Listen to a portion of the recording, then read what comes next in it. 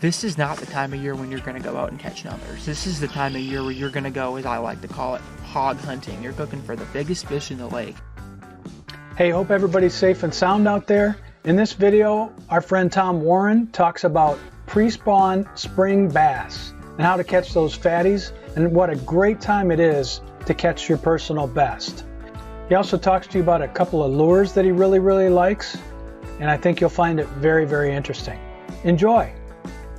For fishing tips and tricks, and for tips on how to make money in the outdoor niche using social media, subscribe to our channel and hit the bell to be notified when new videos are posted on Tuesdays and Fridays. Hey guys, Tom Warren here for World Fishing Alliance, and I want to talk to you today about some spring bass fishing that's going to be happening here. This is the best time of year to catch the biggest bass of your life. This window is going to happen once that water hits that 47-degree range. Between then and when it hits like 53 or 54 is when those big fish, those big bass really start to get on a feeding binge. And I'm talking about the biggest fish in the lake. I'm not talking about 2 or 3 pounders. I'm talking about 5, 6 pounders. The biggest fish in the system is going to eat. The ice comes off the lakes and those big fish will get their feed bag on. Now you'll notice one of the things I said was a window. What I mean by a window is not 46 to 53 degrees. I mean a day or two total when the water is in that range. It's not going to be consistent. This is not the time of year when you're going to go out and catch numbers. This is the time of year where you're going to go, as I like to call it, hog hunting. You're looking for the biggest fish in the lake. So kind of like anything in bass fishing, you got to break it down to location and presentation. And I think location trumps presentation almost any day of the week. So let's talk about that first.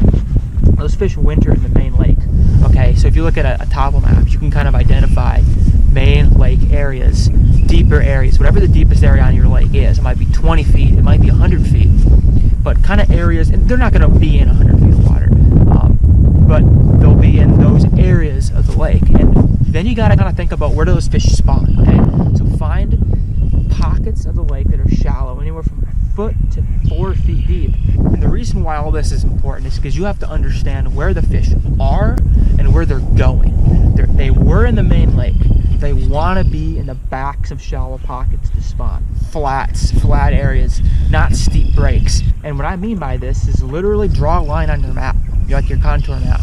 And anywhere between the winter spot and the spawning spot, you want to look for points, pieces of cover, docks, little steeper breaks next to the flats.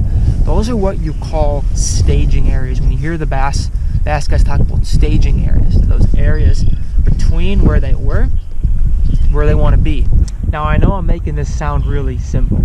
Unfortunately, it's not that simple. It's a really good starting place to start, but you still have to get on the water and just try to find those fish.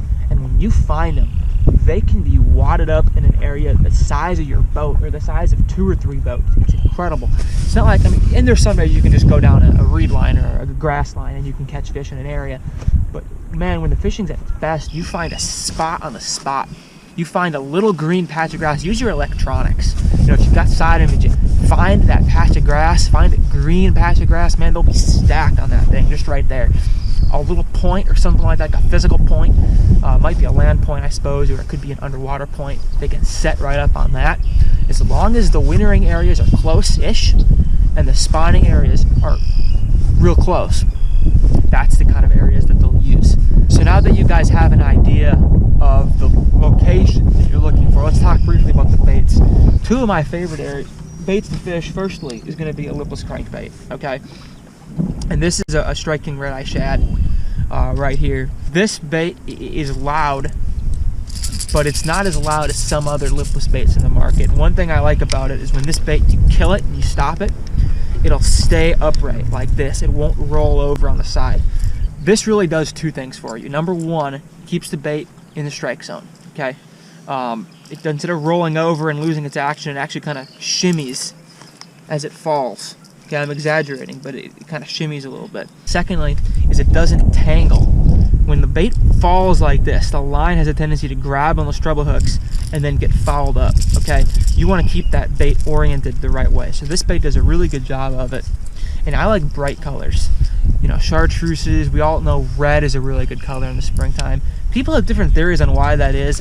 I don't know exactly. I just don't know. I'm not going to make up a reason, a theory, but I will tell you, I don't believe it's because of the crayfish. Crayfish aren't active at this water temperature. Biologists tell us that crayfish aren't really active at the low to mid 50s, not when it's 50, high 40s. And they're not really bright red either. They're, depending on the country, they're blue, they're yellow, they're brown. So I don't know what it is. Red does work right, but just something that's bright, even in clear water, something that's bright. Sometimes you just have to get that fish's reaction strike. That's kind of important right now. Second bait is going to be a bladed jig, a chatter bait, whatever you want to call it, vibrating jig.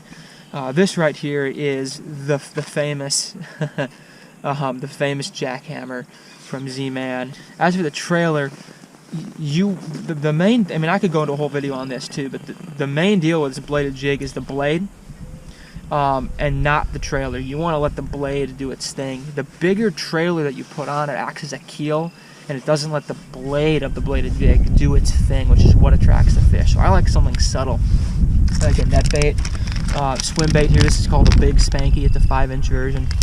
Just put that thing on there. You can cut it down a little bit. I didn't do that for this one, just for an example, but you can cut it down a bit. And again, the color, I'm just not really a big believer that color matters an awful lot. Key thing about this chatterbait that I really love, this is a new rod that's out this year from Halo rods, and it's really the only type of its kind. It's a parabolic bend, so what you get is a rod that bends deeper into the blank, like a cranking rod, but it's graphite, so you have tremendous sensitivity and an ability to rip the bait through the grass. So this is a rod I'm going to be using an awful lot this year. This is a 7-foot medium heavy right here. I'm not going to talk too much about the setups, but this is one real key point here about a bladed jig, is to have a rod. This particular one here, like I said, is the Black Widow cranking series rod here. So just to recap, guys, real quick, when you're going to do this, upper 40s, low 50s, sunny afternoons when it's warm are going to be real good. Where you're going to be fishing is you're going to be looking for somewhere between those wintering holes in deep water and the shallow banks where they spawn. Look at your map, draw a line, they're going to be somewhere in that area. And what you're going to throw, whipless crankbait's great, a bladed jig is great, a jerkbait can be really good too, and a jig. I know that kind of covers the full spectrum there, but if you get the right bait in their face, they'll just eat it because they're hungry, they're packing on food, and the fish will catch will be so fat and chunky. So, anyway, guys, thanks for watching this video. Hopefully you guys can go catch the biggest bass of your life now, this spring, wherever you're at in the country. Good luck out there, guys. Stay safe, and thanks for watching this video. We'll see you next time. Hey, another great video from Tom Warren. Make sure you follow his channel on Instagram and YouTube for more great videos from Tom. Hope you enjoyed it. If you did, please subscribe, smash the bell to be notified when we put out new videos, and stay safe out there. And we will see you in the next video.